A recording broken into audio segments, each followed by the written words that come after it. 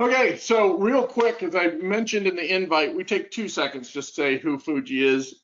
We're a worldwide company. We got about 600 employees, offices in the US where we're headquartered. We're also in Costa Rica and India, big development offshore in India. We've set up a nearshore Costa Rican operation, and that is so we can provide support and manage services to our US customers and stay within their same time zone. And that's very popular and a great way to do that. I see Tiffany said, glad to be here. I am glad you're here, Tiffany. That's awesome. And as you see, it's a great way to, there's so few of us, you can actually turn off your microphone if you have questions, but you can also team up and chat if you want to. I'll be sure to be watching that as well. Service offerings, we do 4 things really, really well. This is our core. Product engineering, quality engineering, and what we're going to talk about today, low code, no code. Programming, or not programming, I guess is a good way of saying that. Cloud services, moving people to cloud, migration, administration, architecture, managed services, cybersecurity, and everything related to it. Again, that Costa Rican operation is going to be our security operations center for managing managed services for cyber for US companies. And then a lot of data engineering, data visualization. I have spent a good majority of my time working in analytics, and so that's a passion of mine. And what some of the new stuff that's coming out is just super exciting. This web series is part of an ongoing, I think this is like our 10th one, and it's an ongoing collection of video trainings that we do. And those Power BI and analytics ones usually super popular. So if you get a chance, come back for those. Who am I? I'm nobody, but I worked at Microsoft for a really long time. I was there almost 18 years. I mostly was known for running Microsoft seminar divisions, all the professional trainers at Microsoft for MSDN and TechNet, TS2, and small business, and all the different groups. They all reported to me. Interestingly enough, not that any of you care, but it's our 15-year anniversary, and we're all flying back to Redmond in 2 weeks for a reunion. And almost 50 people are all coming back. There were 100 people in the group, so more than half are coming back. I thought that was pretty impressive after 15 years. Pretty cool team. A little bit about myself, but let's get into this. Chatbots are in the news, and I brought this up because this just this weekend, this article came out. Apple is already using chatbots for internal work, and they're looking at it for external customer side facing stuff. And we're seeing lots and lots of major corporations are doing this. What's interesting about this particular one is Tim Cook, the head of Apple, just really doesn't like chatbots. I mean, he is a non-fan. However, the article talks about he's finally kind of come around and he realizes this is where all this stuff is going. So I thought this was interesting that this just came up. A super exciting time, a lot of changes, and we talk about those today. I want to just address right up front because we got some feedback from people who had registered, and they were like 80% reduction in calls. That seems a little extreme, and they were kind of questioning the numbers. I get it. Someone pointed out, and I thought this was a very valid fact, that reduction in call volumes to your IT support desk, for example, that's just one metric. There's a lot of metrics that you want to check to see if this technology is really ready. So it's not just reduction in calls, but it's, are people more satisfied? This is all about user experiences and making experiences better. And I was telling a story right as we were starting. I won't bore you with the details, but I got stuck on a trip this weekend. Supposed to fly home Sunday. It got canceled. I had to rebook. We had to get a hotel and stay over an extra day. It was just a disaster. And if you fly long enough, you have probably plenty of these war stories. What was fascinating is I am a super premium platinum on American, and so I called the platinum desk to rebook everything, thinking I am a super elite customer and they will love me. And the little robotic AI thing came on and said, we care about you and you're the most important to us. And rather than you wait on the line, we'll just call you back when it's your turn. I was like, that's awesome. I don't have to hang on the phone. That's exactly what I'm talking about. And then it proceeded to tell me that the current wait time was 2.5 to 3 hours. And it was already 11:30 at night. It was like, I'm not staying up till 2 in the morning waiting for your call. So it's a classic example of, sometimes the technology is great, but oftentimes people don't think it through quite clearly enough. So the ultimate question we have to ask ourselves when we look at chatbots, we look at AI, are we able to get to the information faster?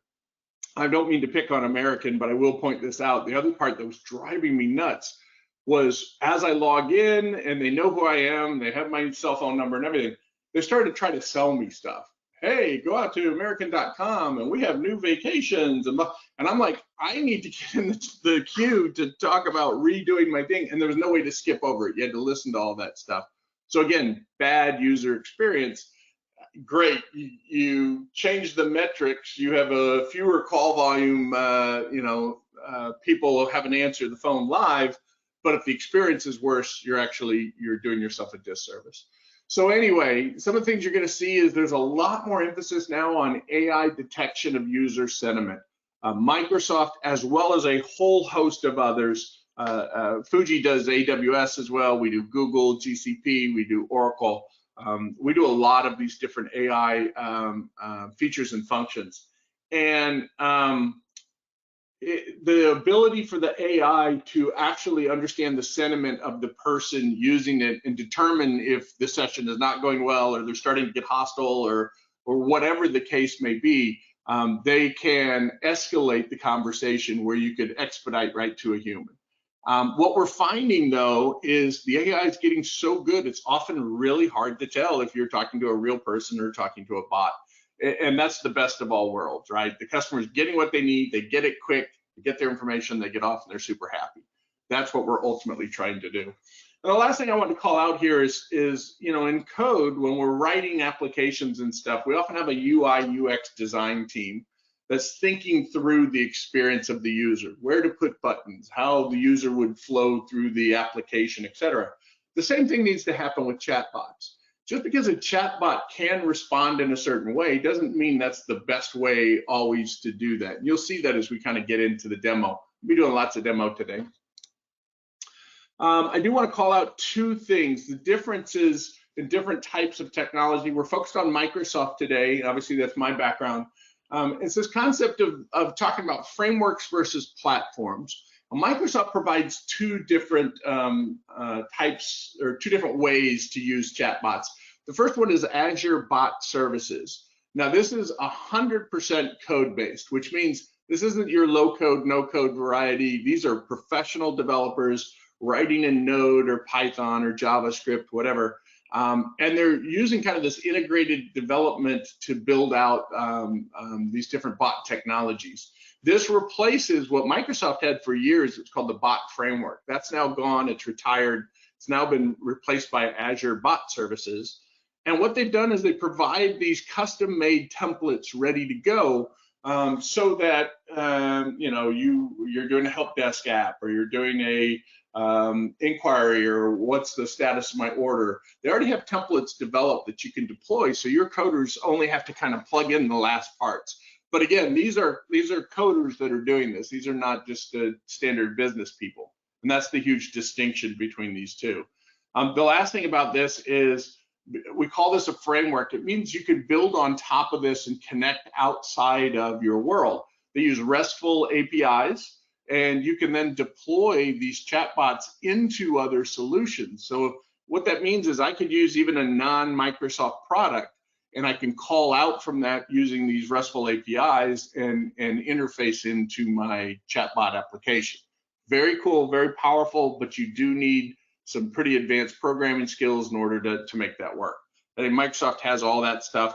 We do that, by the way. We have whole groups of programmers that can go out and write APIs and do that professional level of programming. That's not what today's conversation is about, though. Today, we're really going to be focused on the Power Virtual Agents. Now, Power Virtual Agents is part of what Microsoft calls a Power Platform. We'll get into this. It's a relatively new part of the Power Platform, but you're going to see how it's a perfect kind of fit into everything else that's going on behind the scenes. It is low code, no code. And what that means is you can take your business people, your non-programmers, and have them do a very large percentage of the work to get this thing ready. You don't require professional developers. Let me put a caveat on that. Depending on how far you're taking this, let's say you're having your chatbot look up orders in Salesforce or integrate with your inventory system. Okay, that you probably need your coder to come in at the end, do that last little 10% of the connection work. But 90% of the actual work of the chatbot could be done by just anyone, even without a coding degree. That's what that low code, no code is. It allows you to automate customer service, so both external to your customers, and more importantly, and this is what Apple's doing, is they're using it internal for their employees. Employees want to know, well, you know, give me a copy of my tax report. Tell me when our corporate holidays are. What's on the lunch menu today? That's some great stuff that can all be automated through the chatbots. And again, the argument is, should it be automated? The answer we always go back to is, can I deliver the information faster than other methods? And if the answer is yes, chatbot's a perfect way of doing that. Okay. And lastly, but not leastly, this Power Virtual Agents, you'll see, fits into the Microsoft Office 365 platform. So it is a platform versus a framework, meaning that it hooks beautifully into Excel and Word and Dynamics software, and all the Microsoft suite. Has great integration to Microsoft Teams, for example. So that's when we're talking about the difference between framework and platform. Platform means it's a physical part of the Microsoft platform of Office applications. Framework means it's a developer code base that I can tie into and pull not only from inside the Microsoft world, but from external. There's some other benefits of this. We're not going to go too deep into this. There's some huge cost benefits. I think I talked about that here. And I've given you the links. I'll be sending you this deck. This is real kind of generality stuff, because there's a lot of nuance when you get into licensing. But it kind of gives you an idea. The Azure AI bot service, right? That's the framework part. It is cheaper. It is significantly cheaper than using the one we're going to be talking about today, the whole Power Platform. Now I'm going to put a little caveat on that, and I'll explain that in a second. It's cheaper at the lower levels. So in this case, you can see you get, I think you get over 1,000 messages free automatically. And then at some point it kicks over to their premium, and even their premium is 50 cents for 1,000 messages back and forth. So it's fairly inexpensive. The Azure bot service is also programmed for, I think it's up to 48 different languages now, where the other one, the Power Platform version that we're going to be focused on today, it only does about 18 languages, so not quite as much. It also costs more. It's about $200 a month for setting up 2,000 agents or chatbot sessions. And then when you surpass that, you got to add 1,000 sessions at $100. So it can add up fairly quickly. This is all caveated too, because if you're an Office user, depending on your license, an E3 or an E5, you get credits that can be applied to this. So it's not just a set cost. You already have some that come free with your Office subscriptions. There's other factors that determine this. And oftentimes the chatbots, as we get into this, you'll see it's not just about chatbots. In other words, your chatbot may use a Microsoft Flow or what they call Power Automate to go out and check a system. It may be integrated with a Power Apps tool. I'm going to show you here in a minute how we can actually integrate things like ChatGPT, external systems, and pull them in and use them. So anyway, there are other aspects of it. So I just put this up. These are not real costs. I just use round numbers to make it all look nice, but it's kind of close. Let's say I just want to build 2 chatbots and that's it. A simple solution to onboard new employees and a help desk app or something like that. And again, not real numbers, but just kind of in the ballpark. Let's say I have to pay $500 a month to build these 2 apps. And that includes the Power Apps, the Power Automate, the chatbot sessions itself. You're talking about basically paying $250 per solution for 2 solutions, right? Down here, as you grow and as you do more with this, it's not just Power Virtual Agents. It is Power Automate, it is Power Apps, it is Power BI. You're going to see the chart here in a second. It's the whole system is all integrated. And the more you use, the cheaper everything becomes. So in this case, I may have 10 different chatbot applications running 16 different flows and 20 power apps. So I've got this huge automation, business process automation going on in my company. Yeah, it's going to cost me more. I go from $500 to $1,500 per month, but the cost per solution drops to $32 per solution, or in some cases, a whole lot less. So the more you do, the less the cost is overall. And that's what Microsoft's really trying to do. There's a lot of people out on Reddit and other places that justifiably say it's just too expensive. They're correct if you're only building one solution or you're only building two solutions. But as soon as you start to really get into business process automation, and once you do one, it's like, why not keep going, right? Why not have it check my inventory? Why not have it do this and that and all the stuff I'm going to show you? Then it becomes actually very affordable because of the fact that you're scaling it up to such a high level. That's what Microsoft's going for. That's how they design their pricing. If you need real details on the specifics, we can help you with that. As I said, though, there's just lots of, parameters and stuff you kind of have to go through. So what is this whole kind of platform thing about? At the top, you got all the work and personal productivity stuff, Outlook, Word, Excel, PowerPoint, all this. You have the whole Dynamics family, the accounting packages, the CRMs of the world, etc. And then in between, you have this layer of the platform. And this is what I'm talking about. When we say Power Platform, we are literally referring to Power BI, Power Apps, Power Automate, and right here, they put in this Power Virtual Agents. And then, as I mentioned, if you want to go to the framework side, that's the Azure, AI modules over here. But we'll talk about those on a different session. Below all of this stuff are universal data connectors. You have AI builders if you want to train your own models. I've done a whole lot with vision, taking photographs and having it look for people in photographs, scanning license plates, for example, on cars that drive through a checkpoint, that sort of stuff. And Dataverse is kind of Microsoft's unified data platform. But these all sit below the Power Platform, which is what we're dealing with today, which all hooks into everything up above. So it kind of stacks up. This is what we talk about when we say it's a platform versus a framework. So I'm about to get into some demos, but I thought we'd get some vocabulary out of the way. I've got one or two more slides, and then we're off to the races.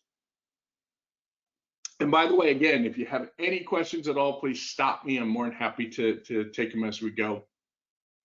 So if you look at the Power Platform solution, it's divided up into a couple of different things. The first thing is the topic. So the topic is, what do you want to discuss? Now, it isn't a one topic per bot. A single bot can absolutely have multiple topics. That's not an issue. I'll show you an example of that. Inside those topics, we have trigger phrases that we will identify.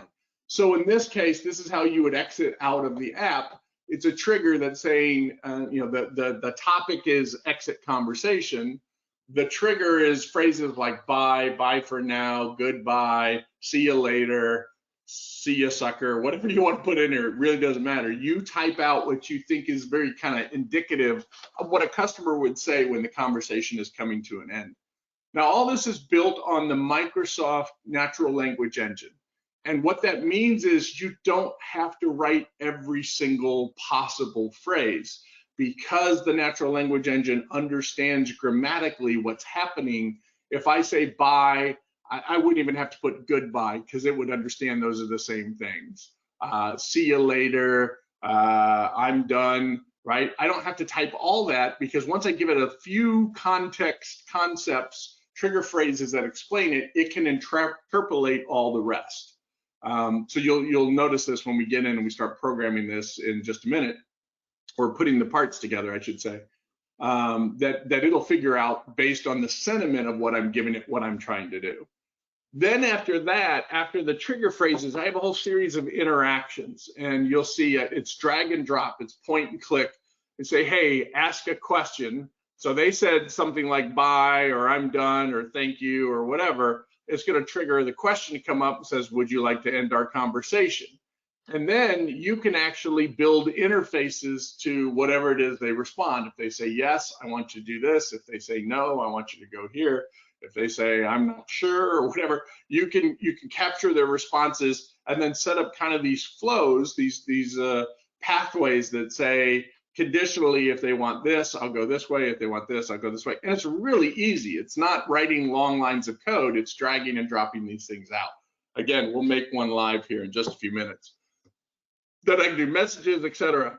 We also have, if you remember back on this slide, down below here are data connectors, which allow the Power Virtual Agents to connect to back-end sources. This could be a database, it could be an inventory, it could be a CRM, it could be a Salesforce.com, all that stuff. This handles and manages that data back and forth. And so when I get in here and I trigger a topic, I have a phrase that kicks off, I do some interactions, and someone says, where's my order? I could actually kick over to the data connector, go look up their order by their name, by their phone number, by their email address, whatever, pull that data back. That's all done through what we call a flow. That's Power Automate. So this just kind of gives you an idea of how the whole thing comes together. It'll make a lot more sense once we actually start doing it. Couple of quick starters. Whatever name you give it is the name of your bot. So if I make a bot called new hire employees, the first thing it's going to do is come back and say, hello, I'm new hire employees, right? It sounds kind of goofy. So realize that whatever the name of the project you're creating is going to be the name the bot will answer to. So that throws people a lot. Number two, this one really messed me up. So as I was explaining, I've had a crazy weekend. I got stuck. It was just awful. And I didn't get in till almost 2 a.m. in the morning last night. And my brain was not working. And I decided to check my demo files just before I went to bed, and I couldn't find any of them. They were all gone. I was in a total panic. And really, it was sleep deprivation more than anything else. What happens is you can build multiple environments. And at Fuji, we do have environments that we build for customers who hire us to go build their solutions. I'm working on one right now for a large chemical company. And so what had happened was it was defaulting to the last environment I was in. So I went to look for all my demo files and they weren't there.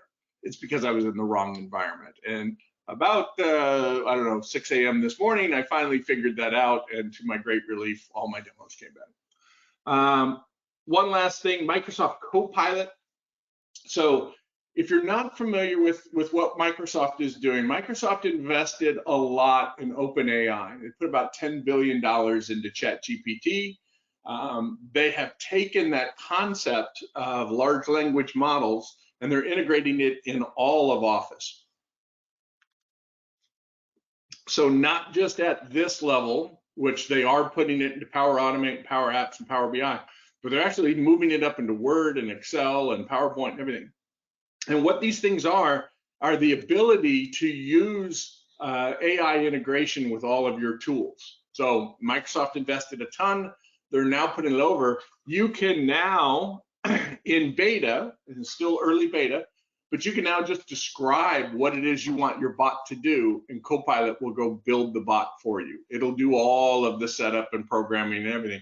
And it's not going to get you 100% there, but it'll get you pretty darn far. You just literally say, I want a bot that will tell employees how they can order a new PC and it just goes and it puts all the topics and trigger phrases and everything. It does it. Again, this is currently in beta. So it's only if you're using the preview version of Power Virtual Agents. And the only way you can do that is ask your IT department if they'll give you access to that. You turn it on, you give it a try. Right now, it is only for US customers. Microsoft will expand that data out, or that beta, to non-US customers, but the Power Virtual Agents version is US only. So just kind of keep that in mind. Okay, let's go do a demo. And then I'll come back. I got just a few more slides after that, but that's about it. So if I wanted to go into Power Virtual Agents, how would I do that? The answer is you just log into your Office 365 account. And if you're not familiar with how to do that, you're just going to put portal.office.com.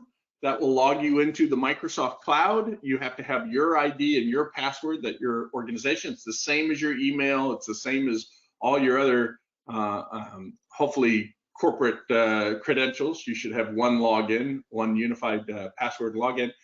And when I get that, it comes to a page. Obviously, yours will look a little different since mine is on the Fuji site. But you'll see up here this little hamburger. And when I click on this, that's what Microsoft calls this thing. It pulls down all of my different applications. And I see those same components that I saw a minute ago: Power BI, Power Automate, Power Apps.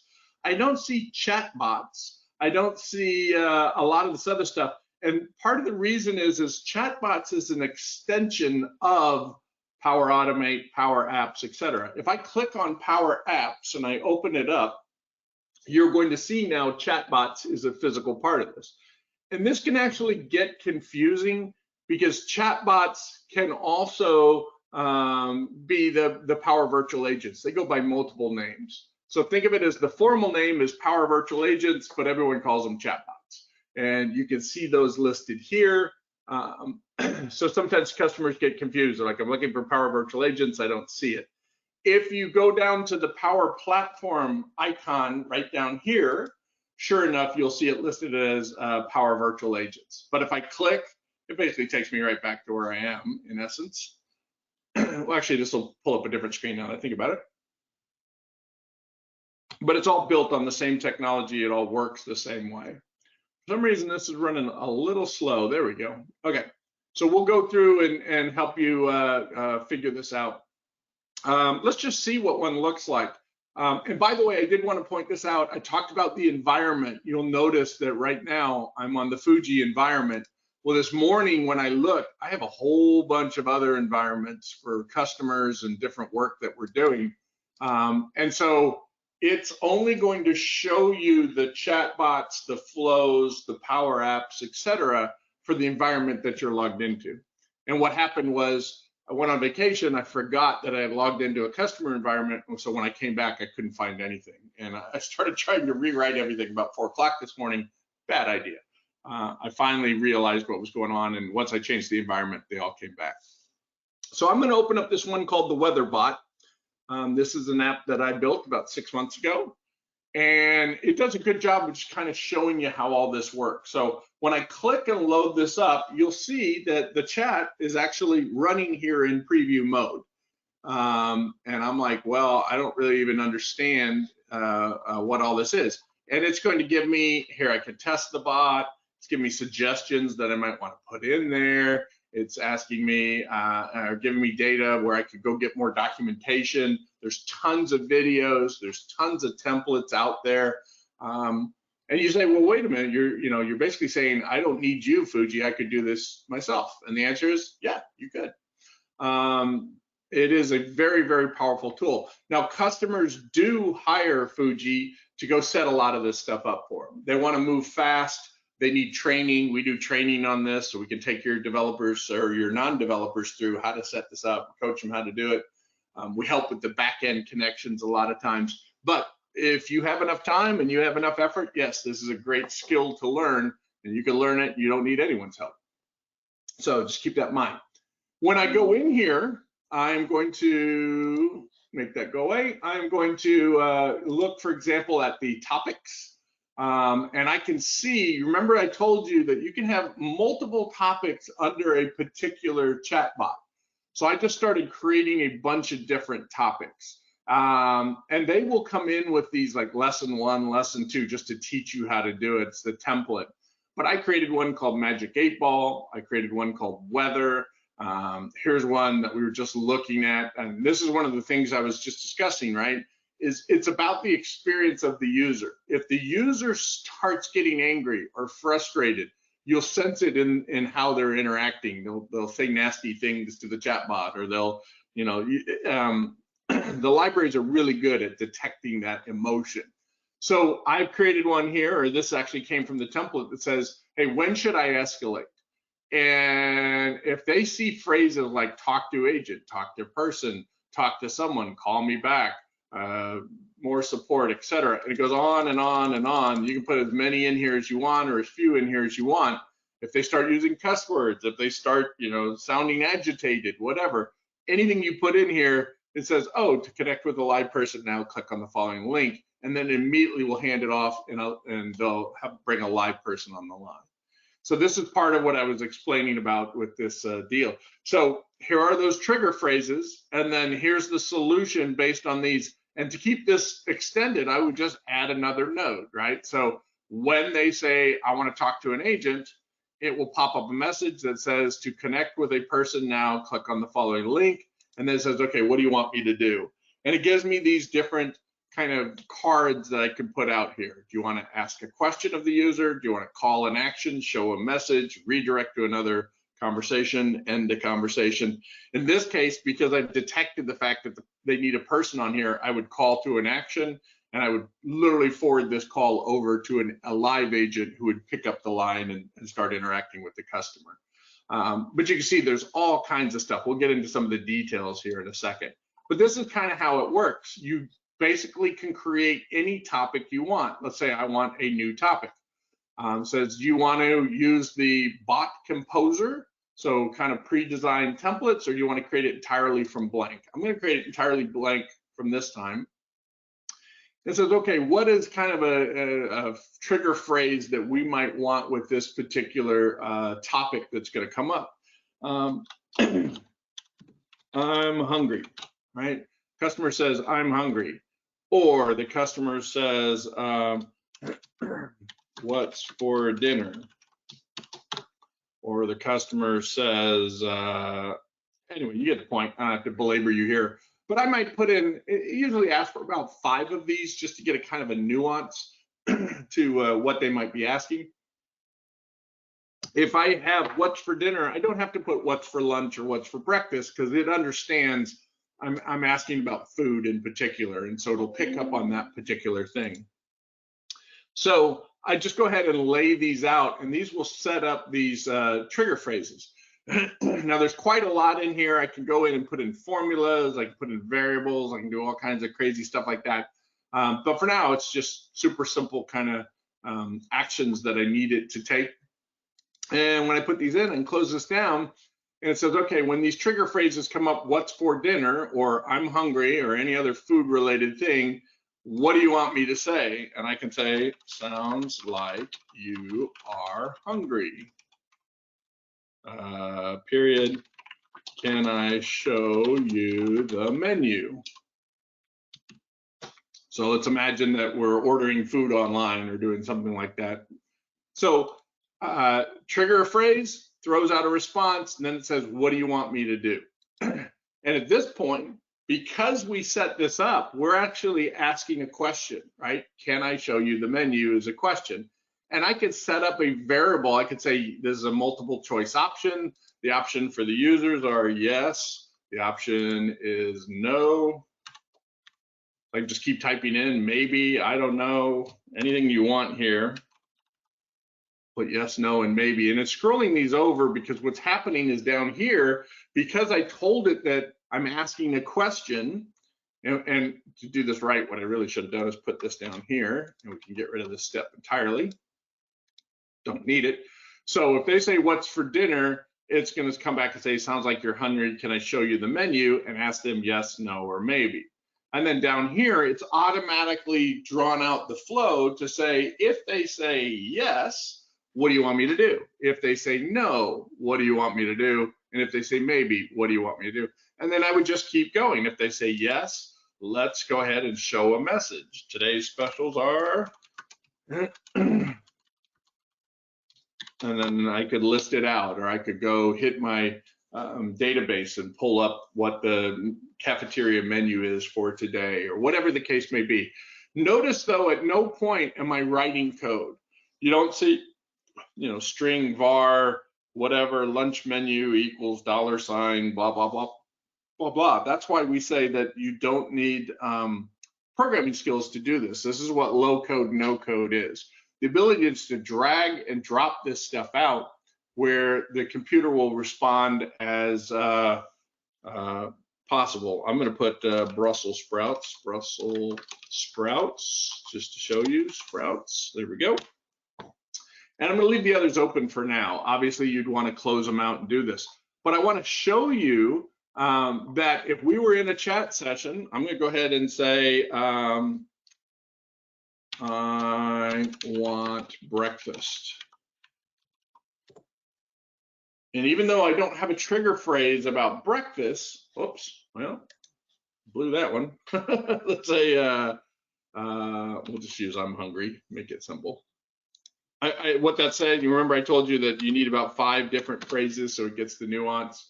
So I only put in 2 and it didn't figure it out. Let's just say I'm hungry.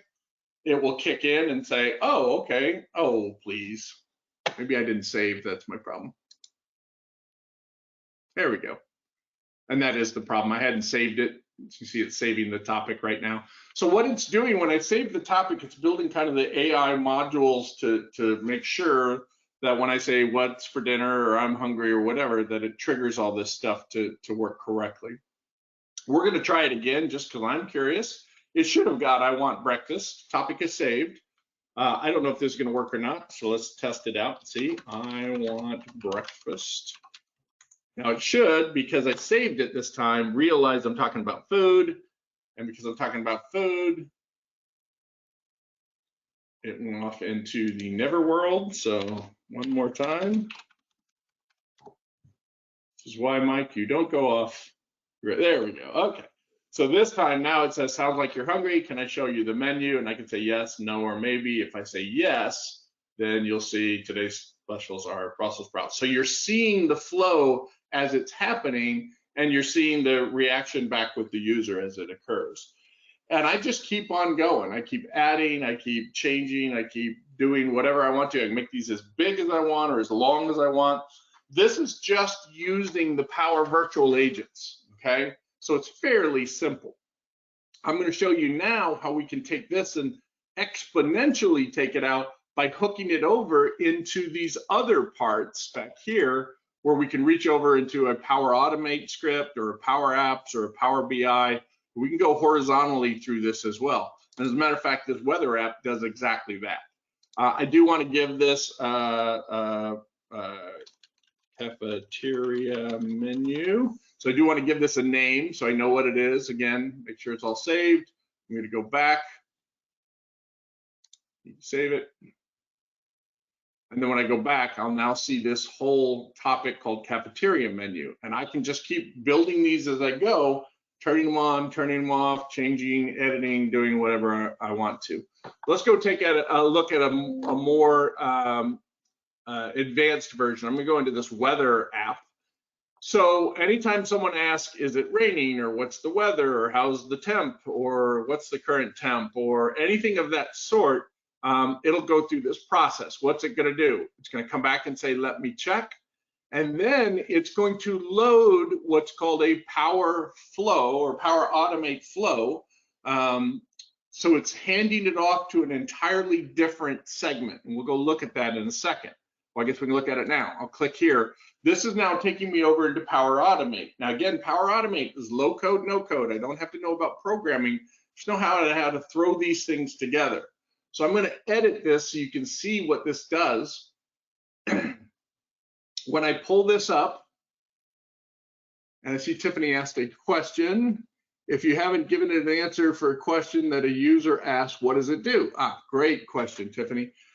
So there is a default answer, which means it'll first come back and say, I'm not 100% sure. I know what you're asking about, and it'll give you a chance to rephrase your question. Or you can tell it, if they come back and it doesn't answer it the first time, I want to take this additional step, provide more clarity, or give them examples of what I'm looking for. That's the best type of experience, right? Is if you don't understand, just don't say I don't understand. Come back and say, well, what I was expecting you to say is this, this, this, or this. Can you give me an example? Or can you rephrase it in a way that helps? So it's part of that user experience where the better off you get at this, the more chances you're going to get it right the first, second, third time. But you need to be prepared when someone just doesn't understand. And when we teach classes, we go through this and we explain, go ahead and give them examples. Even if I was building this as an app and you have a text box input for a second, I always have a little pop-up that says an example of what I'm looking for, right? If it's a zip code, I give them an example of a zip code or a social security number or whatever. So they know the number of digits and the order of digits, they have some expectation of what I'm asking. All those rules apply with chatbots. What this one does is this says, just so you see how this flow works, it says Power Virtual Agents is going to call this flow. So I'm going to get a hook from Power Virtual Agents that's going to run this thing called the virtual weather bot. When it does, okay, I'm going to automatically pull up the location. In this case, I live in Little Elm, Texas, so it's going to pull my information. Now, if I wanted to, because every user using this has their user ID, their user password, I could actually look up where the user is.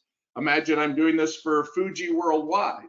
Rather than hard code it like I have here for Little Elm, Texas, I could literally say, give me the user.location, and it'll go look it up inside of Active Directory, come back and tell me, oh, Mike O'Neill is in Little Elm, Texas, and it'll again pass that information on. So every single user now gets their local weather versus the one I've set up for Little Elm, Texas. Same thing here, I could set this up for imperial or metric, or a better way of doing this would be go look at the user. If they're a US-based employee, we're gonna do it imperial. If they're the rest of the world and much smarter, then we'd set it up for metric and they'd get their results back in metrics. So all this does is say, look, virtual agents is gonna call. When it does, I need you to go out to the weather location. I'll show you how I did this in a second.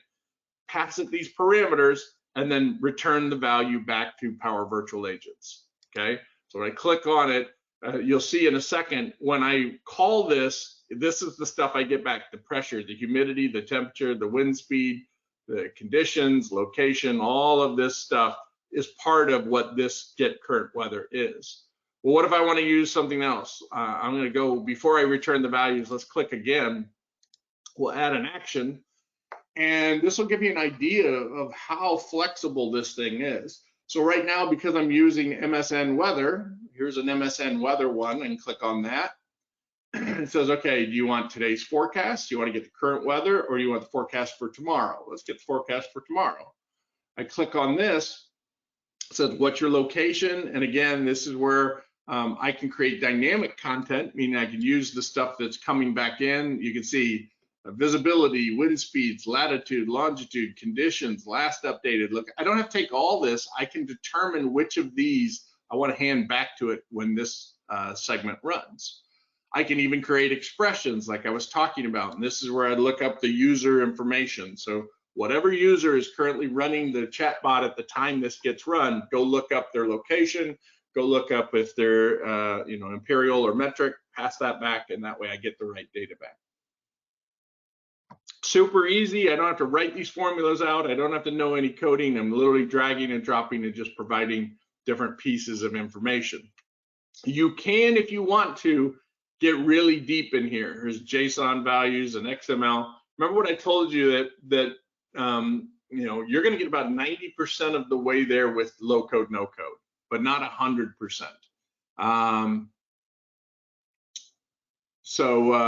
Let's make sure we didn't have more questions.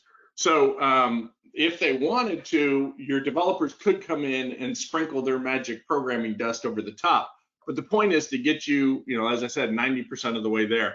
Let me remove this step because I forgot to show this to you, or I didn't show it to you. Let's just show you as it works right now. I'm not even going to save this. I'm just going to go back. And what we're going to do, let's go back into our weather app. This was just kind of what was happening behind the deals. So remember what it's going to do. If I trigger a phrase about the weather, it'll say, let me check. Then it passes it over to that flow you just saw, which goes, looks up the Little Elm, Texas, Imperial, grabs that data, passes it back, and then I list that output right here. It says, here's the current conditions, and I write all this stuff out. And so these are the values that I told it I want to get back. I want to get pressure, humidity, temperature, wind speed, wind gust, conditions, location, and wind direction. And then I just write a message box that pops up and says, here are the current conditions. And I could put the current conditions in Little Elm TX, right? There's actually one of these location here. So if I didn't want to put Little Elm TX, I could just put location and plug that in. So we go down here and I'll just say location. So now it says here are the current conditions in whatever that location is. And I think this will probably come back. It won't say Little Elm, it'll say Aubrey because the weather station is just a little bit down the road, but let's give this a try. So I've got this, I'm gonna go ahead and save it since I made some changes. It's asking me why I need the ellipses there, but we'll leave it. And then, so once that's saved, it says, I can ask it, what is the temp? Okay. Now notice that's not one of the trigger phrases. Current temp is, but what is the temp is not one, but it should be smart enough to pick it up this time. So we'll say, what is the temp? It says, let me check. Here are the current conditions in, it came back with Little Elm, Texas. That's cool. Sunny, temperature is 92 degrees, the humidity of 43, pressure is 30, wind is 9 out of 220 with gusts up to 15 miles an hour. Did that answer your question? Yes or no? If I say yes, it's like, oh, cool. And then I've set this up to say, we're getting close to ending the conversation. Was this a good experience? And again, this would allow them to rate on a star system. I give it 5 stars, for example. So thanks for your feedback. If I'd given it 1 star, I could then program it to say, okay, hold on a second, what could we have done better, and capture that information about improving the bot itself.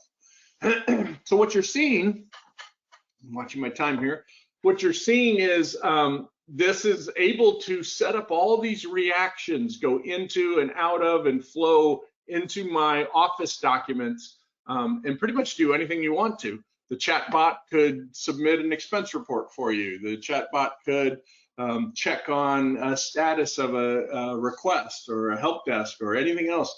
And I just do this by dragging these things out, just figuring out, kind of laying out the storyline of everywhere this customer conversation could go. I want to show you one more while I'm here. Again, we don't have time to get too far in this. I call this the magic 8-ball. And I was trying to teach people how to pass variables back and forth. So if you say, tell me my future, or magic 8-ball, it goes in and says, ask me a question. It says, what would you like to know? And it marks that as the user's response, okay? It's called variable question. And then I'm gonna pass over to Power Automate this question and variable response into a Power Automate flow called magic 8-ball. Let's go look at that. Magic 8-ball basically comes in and it takes the response. And the truth is, just like the real magic 8-ball, it doesn't matter what you ask it. So I don't even care what the user put. I grab their input. So I say, okay, yeah, let's initialize a variable. I'm going to create a random number generator, and I put in the formula for a random number generator, 1 through 6. And then I'm going to also initialize the variable with the default answer, which is I honestly don't know. So in case anything doesn't come out correctly, it'll come back with an I don't know. And then we just put in the switch, and the switch says if the random number generator comes up with 1, then I want you to have the answer be it is certain. If it comes with a 2, I want the answer to be it is decidedly slow. So these are all from the real magic 8-ball toy. That's what I'm modeling here, right? And a 3 is a reply, hey Z, try again. So I'm just basically random number generating. Whatever the random number comes back, I then go ahead and do that. And then once I've done that, I return all those values back to the Power Virtual Agent.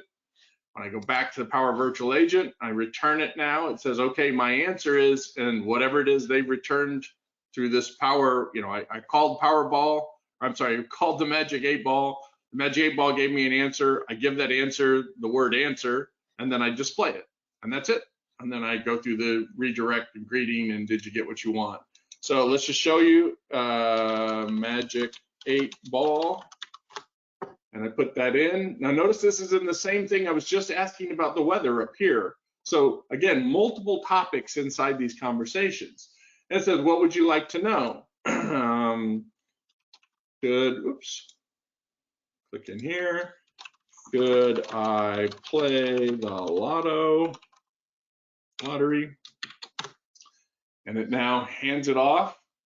So it hands that over, it goes and gets the answer, and it says, it is certain. And then this greeting comes back and says, I'm a virtual agent. Would you like to speak to a personal agent? Blah, blah, blah. So that's just this extra little thing. And I can erase this if I wanted to, or change it, or default it in any other way. So it's pretty easy to do. It's not super advanced. It doesn't take an advanced college degree to learn how to do this. The idea here is your frontline workers who really understand and talk to customers and get, how this flow should go, they can build about 90% of this interaction by using these Power Virtual Agents. And then, like I said, your developers can come in and kind of hook in all the back end stuff when they need to talk to your inventory or talk to your shipping department or whatever the case may be. That's the kind of work that we do. I want to take this one more spot because we only have not much time left, but I do want to cover one more big thing that's coming up. So we talked about these triggers, flows. We talked about Copilot, and I will be doing a future episode of Copilot. Right now, it's still an early beta, so I think it's probably too soon to be showing people a lot of this. But the thing that everyone really wants to know about is this ChatGPT integration stuff. And I know I'm not in presentation mode, but we're going to flip through this real quick. So Microsoft, as I said, invested a lot of money in ChatGPT. They've integrated it now into their entire Power Platform. And Power Virtual Agents is the perfect place for it. Why? Because instead of me having to think up all those topics and all the trigger phrases and all the responses and everything else, I can just use OpenAI's large language model and let it determine, based on the questions that are asked, what the results are. And I don't have to do any programming. The way this works, the demo I'm about to show you, is I'm working inside my company domain. So I'm inside of Fuji, and I'm using all these Power Apps, Power everything. But when I make a call out to ChatGPT, I leave my company domain and I go out into the cloud to interface with ChatGPT. This is not really a good thing. It's not a bad thing, but you need to be aware. What that means is my data is now outside my environment. So I would not want to take my intellectual property. I wouldn't want to take my secret sauce or anything else that I have inside my organization and send it out into the public domain for it to be processed and come back in. Now, ChatGPT swears, and I can point you to all the references in the world where the president of ChatGPT says it will not incorporate any data that you pass to it this way. That's not how it works. So companies should be okay with doing this. At Fuji, we're all like, no, I would not risk my company. I wouldn't do that right now. I think it's a bad idea. I see a question came in, Tiffany. I'll get yours in just a second. Anyway, we're not recommending this just because, especially if you're in finance or banking or healthcare, policies, regulations, governance all apply.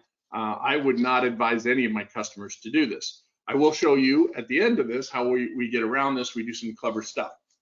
Let's show you the demo real quick, and then we will jump back in. Where did my demo go? Bear with me 1 second. Oh, it's right in front of me.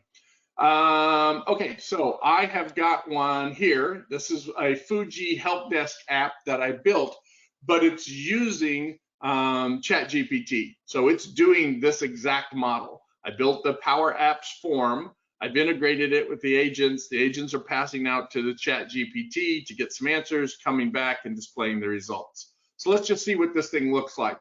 I want general technical help. So I go ahead and click on general technical help. I can type in any question I want to inside of this. So how do I change my cursor in Windows 11? Okay. I just made that up. Now, at no point have I had to go program this out. Because if I'm trying to support my organization, I don't know what they're going to ask. They might ask about setting up a Hewlett-Packard printer. They might try to figure out, how do I get change my background in Windows? And I don't want to have to program all that out. So what I'm about to do, when I hit ask the question, you'll see these 3 dots appear across the top. It's actually handing this off to ChatGPT. Those are those 3 dots that are going there. I'm literally passing this question to ChatGPT. ChatGPT is going to answer, and when it does, it should come back with a little screen that says, here's how you do it. Change your cursor, click on the start button, type mouse settings, click on the change. So it built all this from ChatGPT. I didn't have to write the response. I didn't have to do anything. This just saved me a ton of work. It's a massive improvement because I normally, if I'm a big organization, I might have to have 200 support staff, answering these types of questions for my employees. Now, just like Apple just talked about doing they can now hand this off with ChatGPT, and ChatGPT is already pre-programmed using those large language models to give these answers, and it comes back without me having to do anything. So the bot integrates with ChatGPT. Now, this is an example where I don't have to worry about my corporate security, right? There's nothing proprietary about Fuji here. It's just asking a Windows question.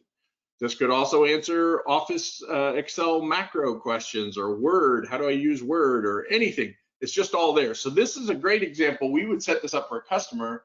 It's very simple to do. It takes, I think, less than 10 minutes to do. And once it's set up, you can just use ChatGPT as your back-end kind of Q&A. Again, maybe only gets 95% of all the answers, but it makes people very happy. They get what they need, and they're back to work and going fine. And it says, did this resolve the problem? Yes, it did. Great. Now I want to take this a little bit further. I'm going to go in here, and I'm going to look for a technical mentor. And I put two different types of questions in here. And by the way, these pull downs are just so you don't have to see me type stuff in. It basically just fills in this box. So here's one from question, I need a mentor for Power Automate. And I did this two ways. The first one does a general ask. So this is just sending out exactly like I did a second ago with ChatGPT, where it's asking ChatGPT, how do I get a mentor? And it says, oh, well, you should reach out to the community. Here's a web or URL. Look for specific help from a mentor. This is what they ask. Here's someone who could possibly help you, right? So generic question, generic answer. This time I'm going to do the same thing, ask the exact same question, but I'm going to hit this button that says specifically ask.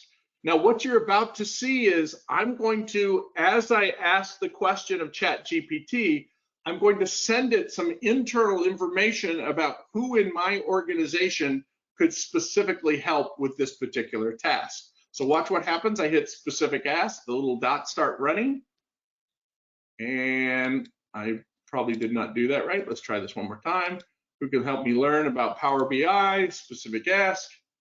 There we go. It says Mike O'Neill would be the best person to contact about Power BI. He's knowledgeable on Power BI, building dashboards and DAX programming. His contact information is blah, blah, blah.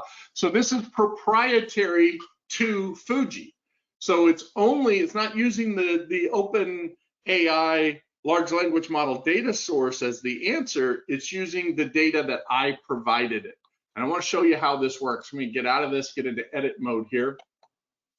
And any one of these that I do, here's the mentor drop down, and you can see it's going to take the question. And when I punch the button, now when I do a specific ask, let me open this up. This looks like a lot of mumbo jumbo if you're not a programmer, but basically it's just gone to a connector to OpenAI, and it's passing in the text that I gave it, and it's coming back with the result. So I give it to OpenAI, OpenAI gives me the answer, and I show the answer. Pretty simple. But look at the difference when I go to a specific ask. When I click on specific ask, before I ask the question, I pass it a bunch of information. Mike O'Neill knows about Power BI. Rajesh knows about Azure networking, firewalls, gateways. Veronica knows about Power Platform and Power Automate. And Manohar knows about SharePoint and Microsoft Teams. So I'm actually handing over information before I ask the question. Then I ask the question, and ChatGPT reads all this, figures out the appropriate response, and comes back with an answer. So this allows me to use my corporate information and data to have ChatGPT review it first and then come back and tell me. The way this works, and this is important to understand, is the use of what are called tokens. Okay, ChatGPT has levels of tokens that they will accept in the formation of the question and of the answer. This thing is a tool out on OpenAI. It's called the tokenizer, and it gives you an idea. Tokens, unfortunately, do not map directly to words or characters or anything else. What it is the way they train the model breaks every sentence down in particular ways. And so this tokenizer, you just post in your paragraph, and it'll actually tell you how many tokens you're using. So in this case, 312 characters equates to about 68 tokens. And it's showing in this color coordination, the word here is a single token, is a token, a is a token. You can see the comma is a token, the colon's a token, the quotes are their own token. It's just how it breaks it down, and it restricts the number of tokens you can use. The older version of ChatGPT, ChatGPT 3, has a 4,096 token limit. ChatGPT 4 has an 8K 8,000 limit. In another version, there's a 32,000 token limit. So they keep making it bigger and bigger, meaning I can pass more and more data to it. Generally, as a rule of thumb, 4 characters is about equal to 1 token. Not perfect, but it's close. So if you want to do the math to figure out how much can I do it. Now understand, this means that the question I ask and the answer that comes back has to equate to less than the maximum number of tokens. Sometimes customers will say, I asked for a simple question and I got a 5-page summary. Well, you can, during the ask, you can tell it how many tokens you want to use. As a matter of fact, I did that over here. We jump back, see max tokens equals 1,000. That means I'll allow you up to 1,000 tokens to answer my question. If I change that to 100, I'd get a really short answer, right? So basically what I'm now telling ChatGPT is I want you to answer it, but I'm only giving you a few tokens now to answer back on. So if I were to run this now, I've never done this. This is again a terrible idea, Mike, but let's give it a try. I'm going to change to Mentor for Power Automate. And this time the answer should come back and it should be much, much shorter or non-existent. Not sure why that did that. Let's try it one more time. I think it just needed to reset. So let's go Fuji Mentor. Let's go learn about power. Oh, we did that last time. Let's do this one. Specific ask. Oh, I think, so what's happening here is I put so few tokens, it just doesn't even have anything to answer.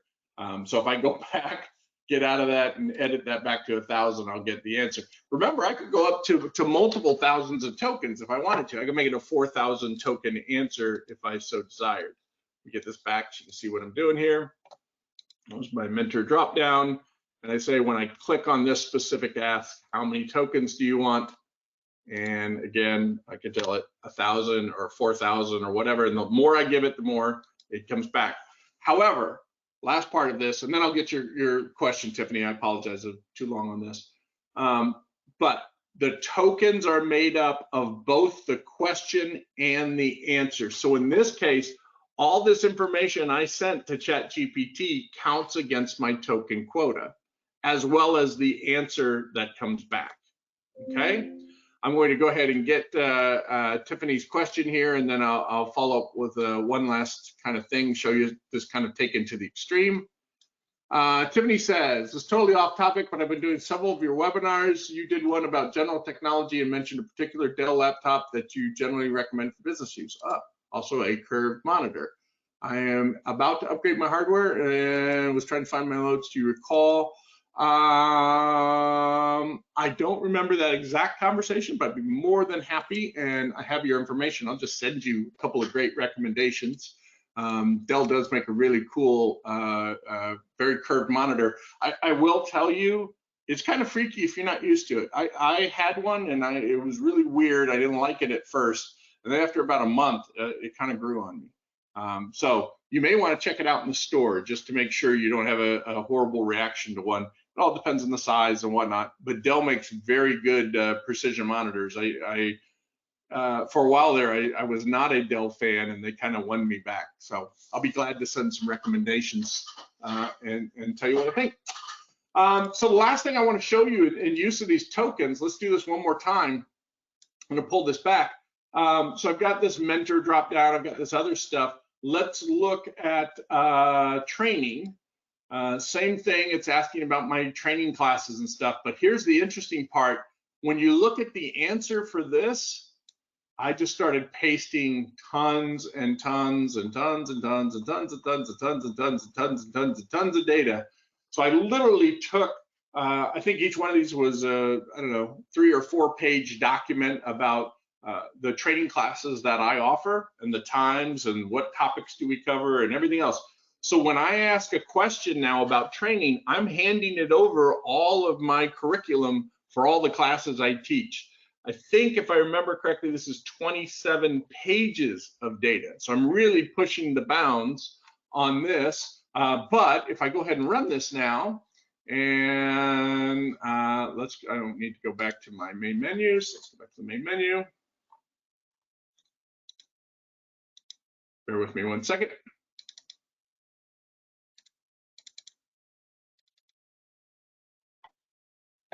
Oh, it's covering it up. That's why. I was like, where did it go? Okay, now I can see what I'm doing. That helps out tremendously. So what I'm doing is I'm coming back in here, starting it up. I say I would like to look at training classes, and I say what time is lunch during the Power Apps class. So remember, when I click this, as it's asking the question, it's sending all 27 pages of data. And when it comes back, it read through that, it pulled out the individual part that said lunch during the Power Apps classes from 11:30 a.m. to 12:30 p.m.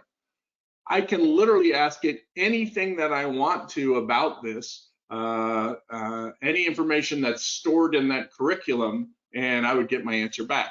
Now remember, I'm telling you this is not the right way to do this, because even though OpenAI says they don't use that data, I'm still sending my proprietary information out in the cloud where it could be intercepted or used to train the large language models or something else.